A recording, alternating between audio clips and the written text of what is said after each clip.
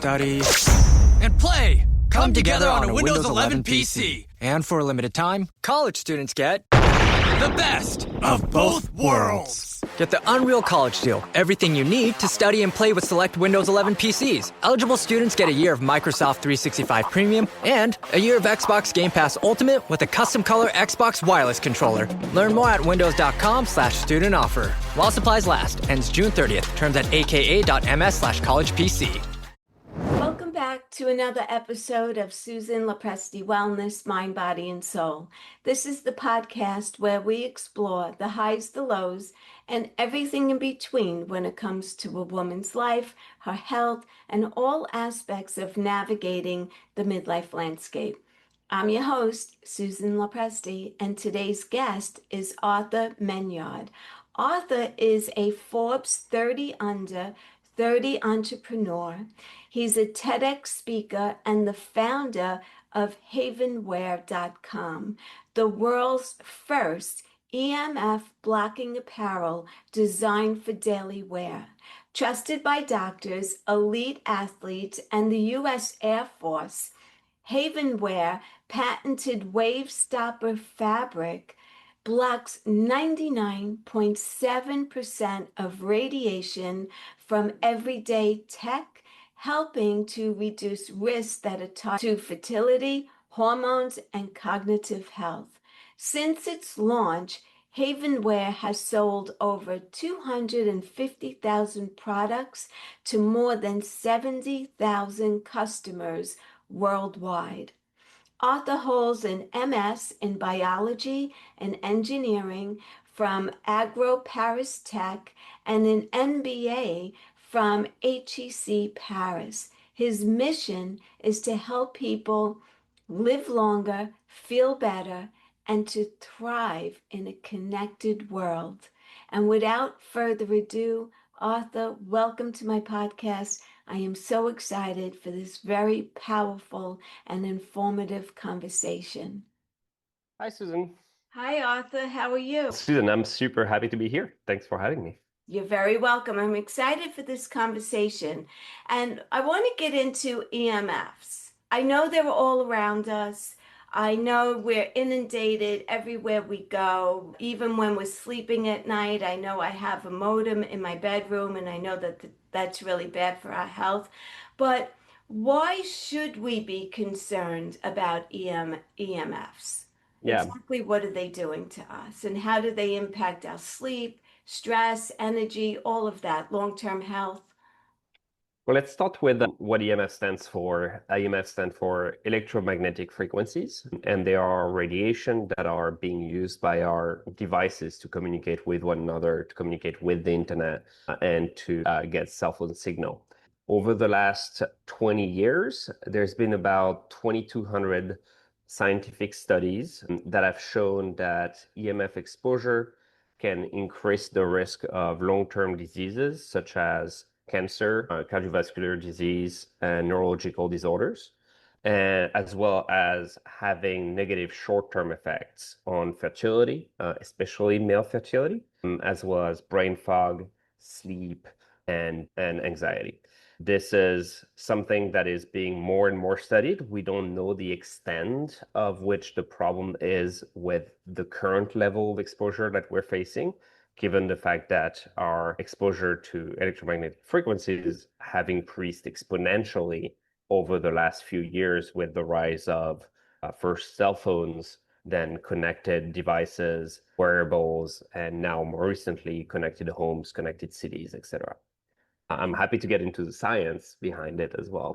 But that is, in a nutshell, why people should be careful today, because the World Health Organization has categorized EMF as a class 2B human carcinogen, which is the same categorization as car exhaust fumes. Okay, so besides your clothing line, which protects us from it, besides that, what else can we do to minimize the risk of it? As far as in our home, we're all connected, right? We all have laptops and computers and cell phones. Is there anything that we could do in our home to minimize the effects of it?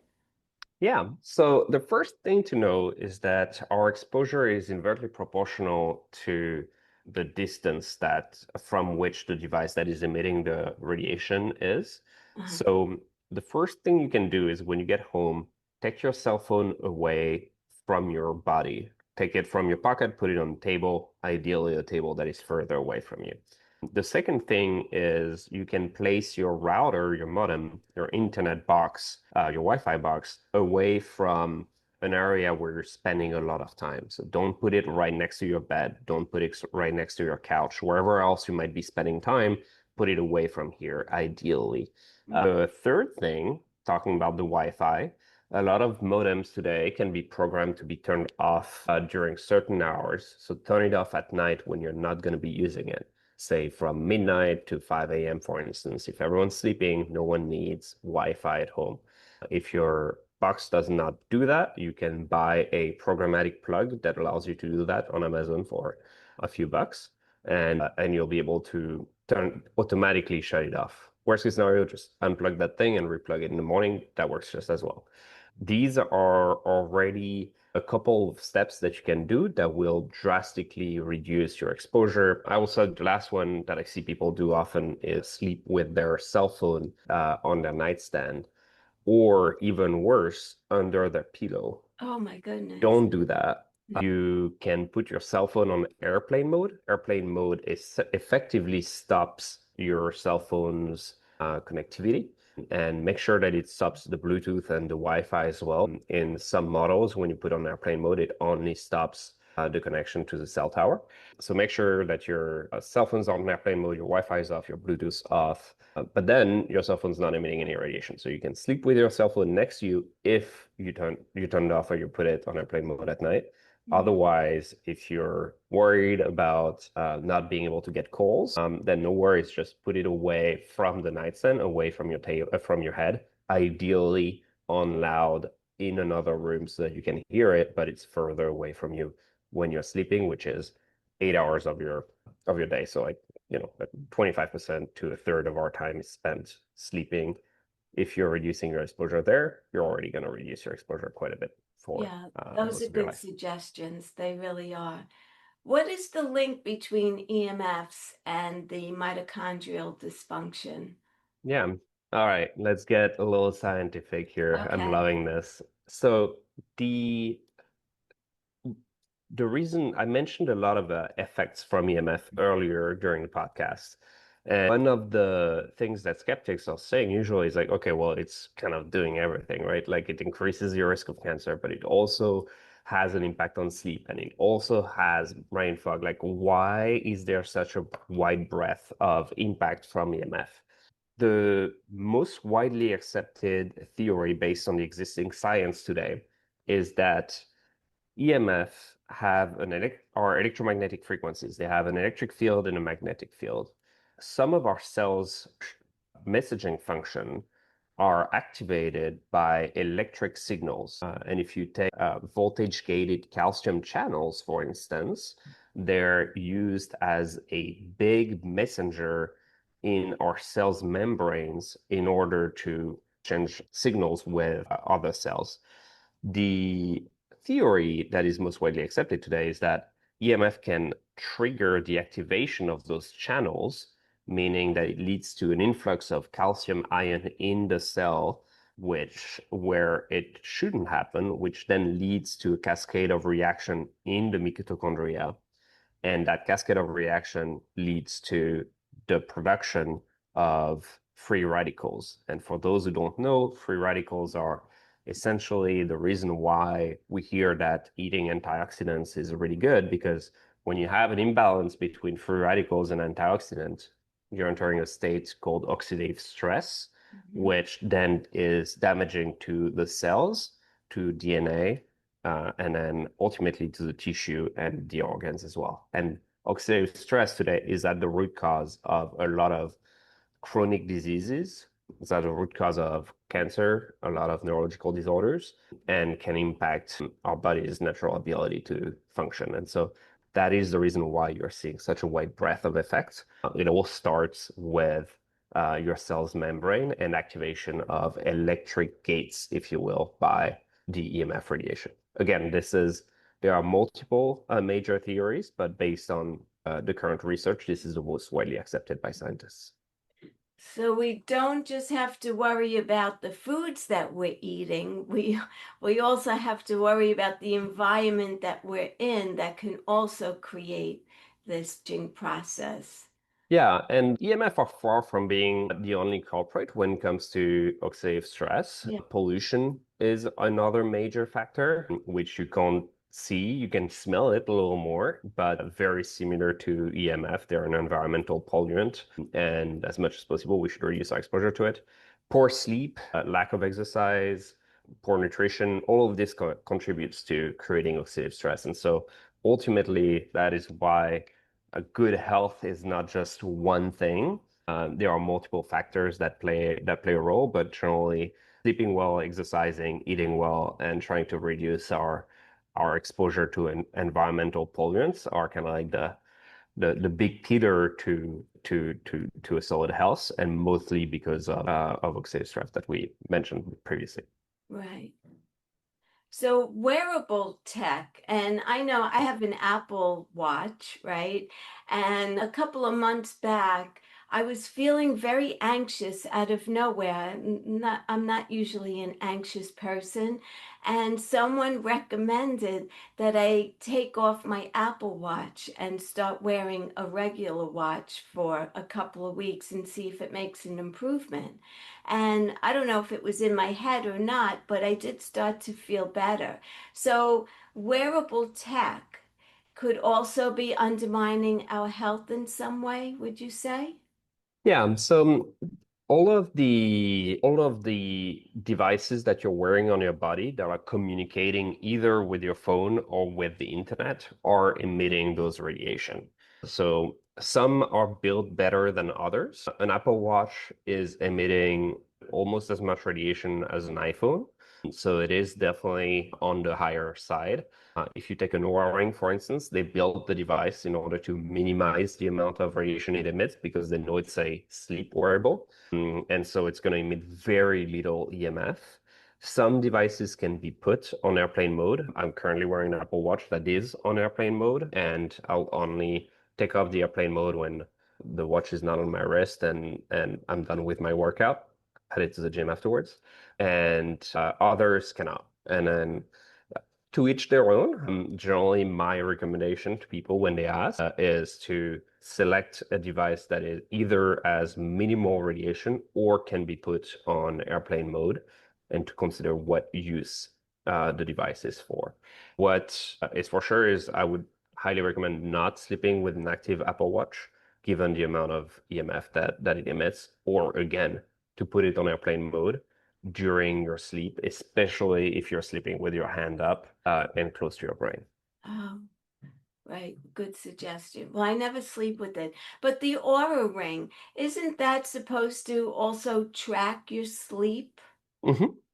So, do you recommend that or not? Well, like I mentioned, Aura has done a phenomenal job, and I'm not affiliated with the company. I just had the pleasure to speak with two of their CEOs actually, and throughout the history or throughout my conversations with their different CEOs, what I've learned is that they pay really special attention to the amount of EMF that the Aura rings are emitting, because they know that it's a sleep device and because of all the scientific research that exists around the link between EMF and sleep quality being degraded. Mm-hmm. So Aura is very, very low levels of EMF in order to communicate during the night. And you can put the ring on airplane mode. So you can sleep with it on airplane mode, put it on the stand in the morning, it reactivates the Bluetooth, and this is when it can transmit your sleep data to your phone. So again, that would be my recommendation, and that is what I do personally with my Aura Ring. Right. So now your clothing line, what's the story behind that? Yeah. Well, the story starts with my background. I grew up with two of my grandparents battling cancer for all of my life, and that led to a strong passion for health that culminated to a master's degree in biology.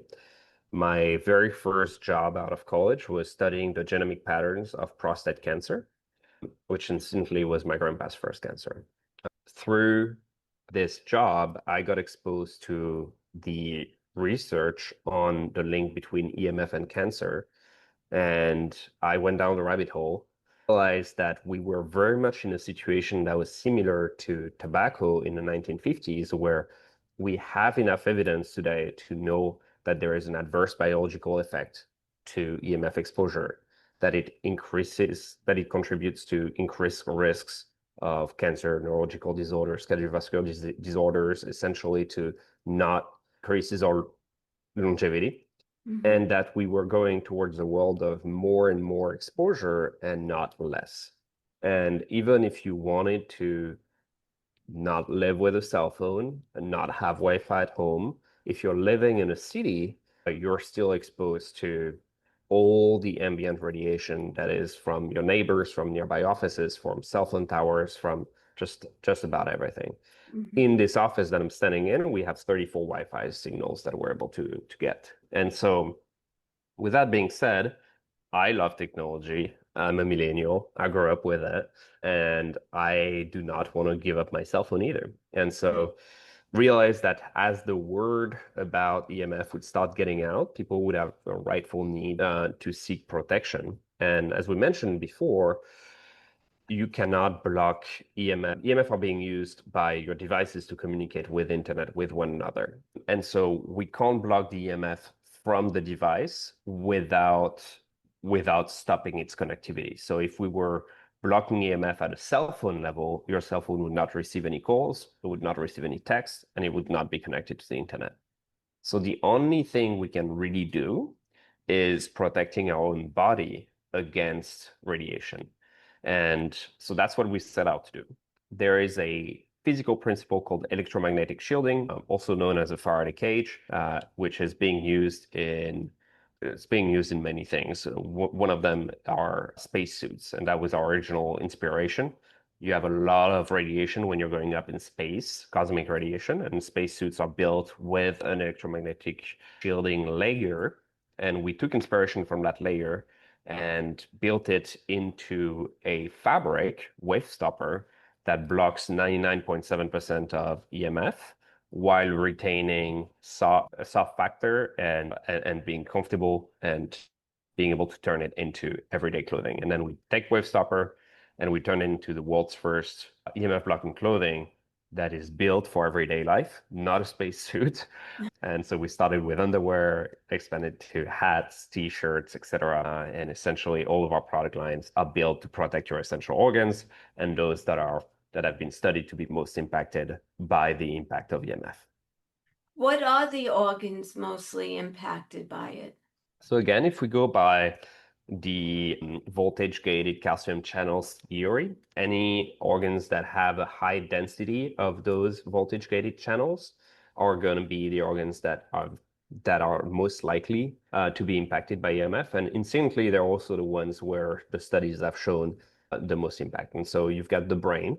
We've talked about neurological disorders. We've talked about cancer. A lot of these cancers were glioma, which are brain tumors.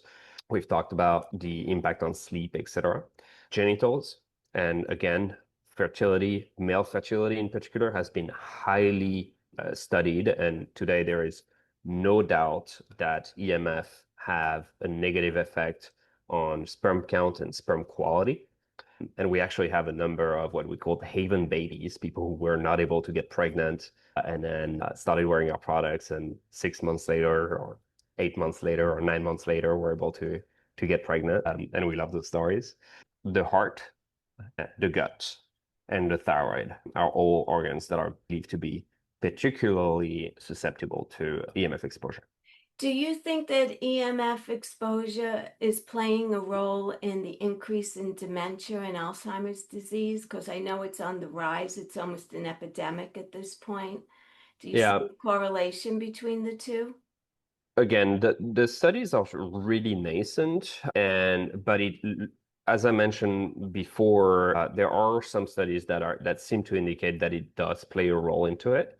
If anything, as we mentioned, oxidative stress is often a factor in exacerbating chronic diseases symptoms. Yeah. So people with certain chronic conditions will often report that they're finding relief in some of their symptoms when they reduce their EMF exposure or they start wearing our product. And again, that's because if you think about it, when your body is fighting a disease, oxidative stress, and has to deal with oxidative stress on top of it, it's just going to be less effective in its fight against whatever you're facing. And generally, chronic diseases are associated with with a state of oxidative stress.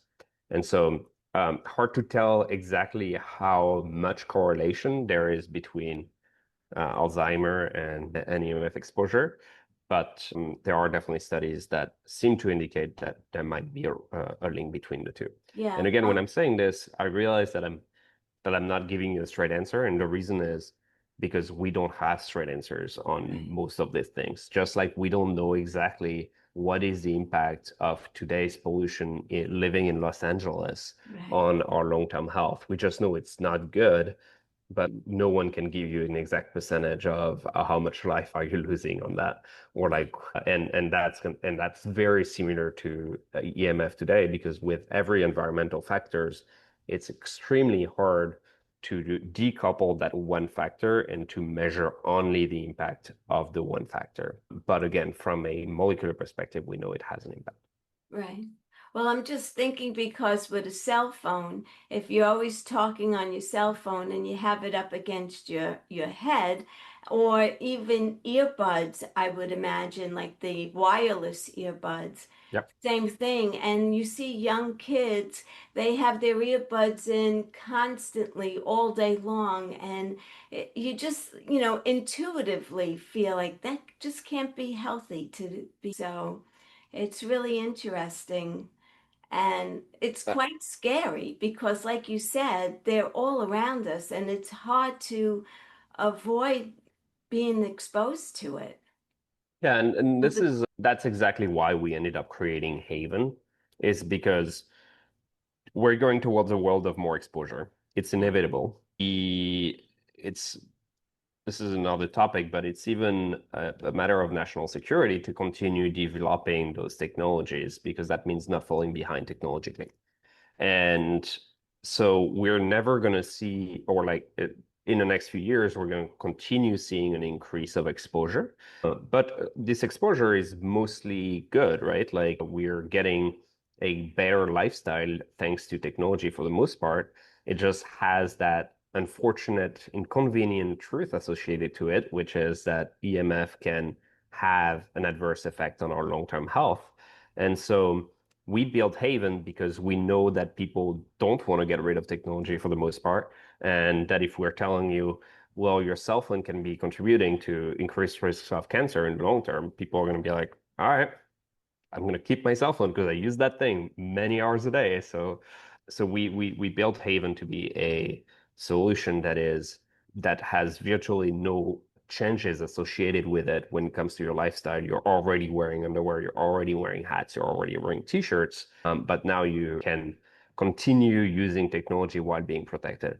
On the earbuds, particularly, or like the wireless headphones, we don't have a solution for that, unfortunately, except for going back to wired headsets. And that a lot of people don't want to do that, and I get it. And again, at the end of the day, I think what's really important is to realize that what matters is to be aware of the danger associated with it and to make your own choices, and as much as possible to reduce your exposure. Similar to pollution, maybe don't breathe behind a bus when it's Right. driving by you. But does that warrant moving outside of a city and living in the countryside? For some reason, for some people it would. For other, they're fine with it. And I think everyone can make their own choices from there. Yeah. So do you have a men's wear line and a women's wear line, or is We it do. unisex? We have menswear, we have women's wear, we have some unisex products. Children's, a children's line. We do have products that have a children offering. We're still developing actually all of our product lines. We're very much at 3% of where we want to be in the next few years. So if when you're going on havenwear.com, our website, you're not finding what you want, chances are we are working on it or we're planning to work on it. But don't hesitate to send us an email with your suggestions. We read all of them and that plays a role in prioritizing the products that we're launching. But we also have a home accessory line, which consists of EMF meters, which are devices that help you measure the amount of radiation that your devices or certain areas of your home or office or other living spaces have, which can help you make the right choices with regards to reducing your exposure. We have blankets, laptop pads. We have a number of products as well that are not necessarily wearable, but that can help reduce your overall exposure as long as possible. So if you have a blanket on your bed that's protecting you and your modem is in your bedroom, that should pretty much help you out as far as being less exposed to EMF. That would help. Yeah. With that being said, I would still recommend moving the modem out of your Yeah. bedroom if you can, because the blanket is only going to cover the organs that are underneath. We have a lightweight beanie for sleep as well that can help with brain. But generally speaking, it's probably better to live in a place where there is no pollution than to be wearing an N95 mask at all times, right? And so similar here, we're able to reduce significantly the amount of EMF that your body is facing thanks to our clothing, thanks to our blanket. But if you can reduce the number of sources that are around, that's just gonna overall be the strongest solution. Yeah. Yeah, great advice, really it is. What are you learning from your customers? And are they coming to you with suggestions of things that they feel they need, or how are you creating these products?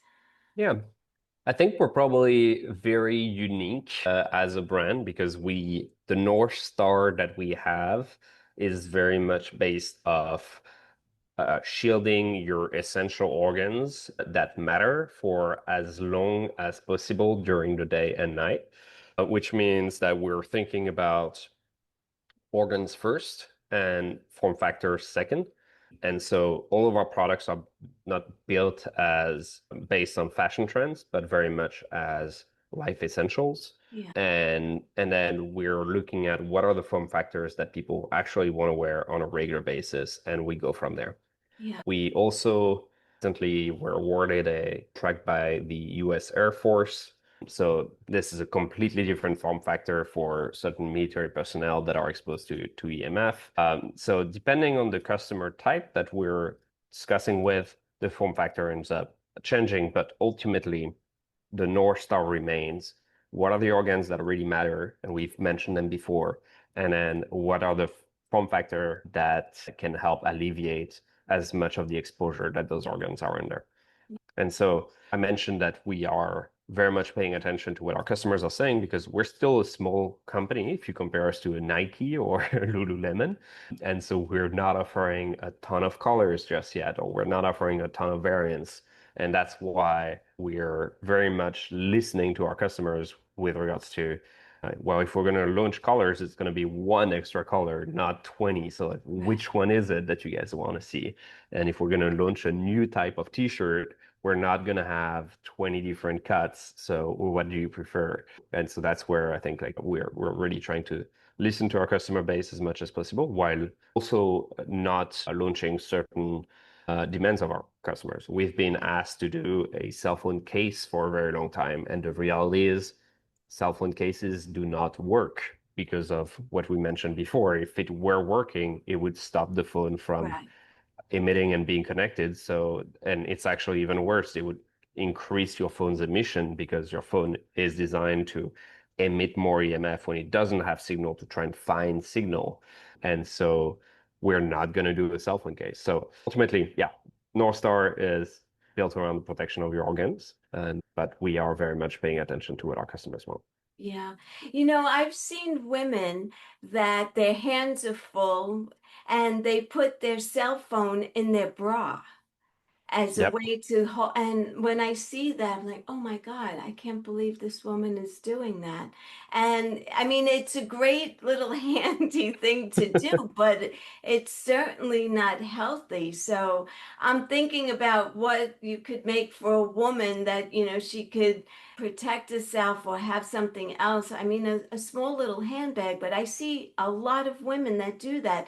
They're carrying their cell phone in their bra. Yeah, not something I would recommend by any means. No. But again, it's part of the little gestures of everyday life that are hard to change.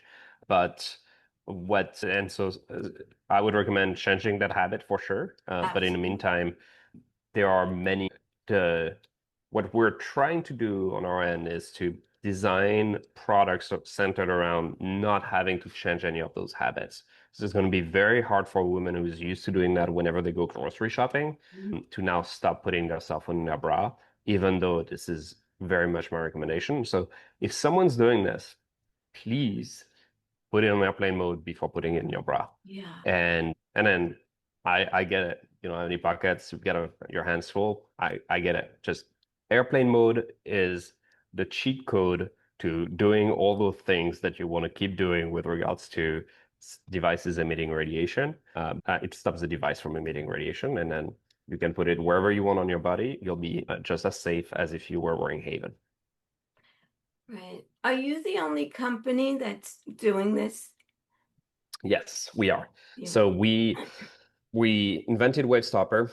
It's a proprietary technology. We've got IP filed, patents filed around protecting the innovation. What I will say is that, unfortunately, for the last 20 years before we got started, there's been a lot of scams in that world, starting with cell phone stickers that claim to be blocking or purifying or harmonizing or whatever word is associated with it, radiation from the device that the sticker is being stuck on. This is something that the FCC has been investigating as long as has been shutting down companies all the way back in the year 2000. Remember, there is a press release of 2002 where they shut down 10 companies doing something like this. And unfortunately, if you shut one down, there are two more popping back. Oftentimes, these are companies that are not based in the US. It's very hard to regulate this. So the form factor associated with it is often stickers that you put on your cell phone, pendants that you can wear on yourself, little devices. I can't even describe them because they keep changing that you put on a table. All of these claim to either block or harmonize or create a protection bubble around you. Mhm. There is no scientific basis in this. Physically, there is no physical principle that is being used, even if they claim to have scientific studies, and often these are completely bogus. And so I really recommend caution to people when they're looking for a solution. Generally speaking, if this is a solution that is at the device level, if your device continues working the same way as before, that means that it's still emitting radiation and you're still subject to the biological effect of those radiation. There is no such thing as harmonizing them or purifying them or what have you. And so I really recommend caution to people. And if you're listening and you're thinking, oh gosh, I did buy one of those things because they're often very expensive, reach out to the company, tell them that you believe it is a scam, and they will refund you immediately. Wow, that's great advice. Thank you for sharing that. Unfortunately, that's part of the reality of new new science, and there is not a lot of regulation around it. There are standards by which you can test products, and we are tested by independent laboratories against the best standard for radiation protection, but there is no entity today that is trying to prevent companies from marketing product as anti-EMF or EMF blocking or what have you. And you don't have to respect any standard if you want to make those claims today, which is really unfortunate, and especially because it lulls people into a fake sense of safety, where you might think, well, now I've got a sticker on my phone, so I can put it under my pillow, right, and sleep with my cell phone right next to my brain. no, please don't. The sticker has nothing in it. We've actually made videos where we've bought a lot of those stickers and cut them open, and there is nothing in there. Oh my goodness. So What a scam. when we got started, that was very much what we had to deal with as a company, is moving into a market where almost all the companies and products out there are not based on real products. And so a lot of what we've done has been making sure that we can build that credibility with our customers, certifying our products with independent, reputable laboratories with different methods. More recently, getting that contract awarded by the US Air Force is obviously a huge sign of trust. But it's a world where in the next few years, hopefully, we'll evolve towards more regulation and more safety standards. But that is very much the wild, wild west today. So I would encourage everyone to do their research and to not fall for, if it's too good to be true, it's probably not true. Yeah. Generally. Yeah. I'm noticing that you're wearing earbuds that are connected. They're not wireless. Yes. Super easy change that you can do. I know it's not as convenient as the wireless ones, but it is still not bad, and you can still find them on Amazon. It still exists. Yes. Arthur, give me some final thoughts you could leave my listeners with today. I like to end with this, which is we've talked about how EMF can impact your health and all the bad stuff that we're doing on a daily basis. And so I want to end up on this, which is I think we are living a world where we have the best lives compared to many, many generations before, and technology mostly has been very positive. There is always an element to new technologies that is not good. We invented cars. It's amazing. We can move much faster and much more easily than when we were on horses. But when it crashes, this can have a big impact, and therefore we created seatbelts. And so for many of those technologies, beware and think about the seatbelt analogy, which is what can you do in order to reduce the downside of the exposure? And so that is very much what we're trying to do with HAVN. And at the same time, there are many other areas of life where there are the seatbelt analogy that can be made. And generally, I'm a strong believer that today we're very much in control of our destiny and of living a long, healthy, happy life. And that the small choices that you make today can compound into the likelihood of staying healthy in the long term. And so the more of those small choices you make, the more likely you are to continue or to stay healthy in the future. And so I encourage everyone to think about that, which doesn't mean that you need to be a robot and need to be eating solid daily and exercising 2 hours a day and moving to the countryside. I think everyone can do it however much they want, but there are solutions out there, and we're incredibly fortunate to be living in this century. That's great advice. There is one other question I want to ask you. Are your clothing lines in any stores at this point, or is it just online on your website? We're online only. We're still thinking through our retail strategy, mostly because we need explanation around the products. If you're just going to pick up one of our t-shirts or one of our hats without the explanation around it as to what it does and how it works and all of this, it's a little hard. So for now, we're only online at havnwear.com, HAVNWEAR.com. But who knows? It might change in the future. Maybe you'll open up your own store. We might. Strictly for your products. We might. We still have a lot of work to do to get to that level of the bigger brands that I mentioned before, but we're very much working on it. I see you moving in that direction, honestly, because computers and technology is only going to get bigger. It's not going away. Absolutely. And there's a lot of health conscious people out there that are concerned about EMFs, also for their young children. I was exposed to it from my 30s, let's say. But for young children today, it will be their whole entire life that they're exposed to EMFs.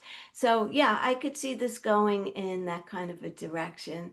And I just want to thank you for being here with me today and bringing this to my audience's attention. And I wish you the best of luck in the future with this company. Thank you, Susan. And thank you, everyone, for tuning in. Hopefully, you were able to learn a thing or two from that conversation. And if you have any questions, don't hesitate to reach out. And you can find us on @HAVN on most social networks. And don't hesitate to send us a DM with your question. We'll be happy to help shed some light on EMF. And we've got really good resources on the website as well when it comes to learning and education on our science page. So don't hesitate to check it out there. And Susan, I'm really grateful for the opportunity to come on the show and shed some light on the EMF topic. I'm thankful that you came on. And I will put all of your contact information in the show notes of the podcast as well. So Amazing. you'll be able to find it on there. Arthur, I wish you the best of luck. It was a pleasure speaking with you today, and I'd love to have you come back again, and maybe you'll be offering some different products that will also be worth talking about. So thank you again, and the best of luck to you. Thank you, Susan. I would love to.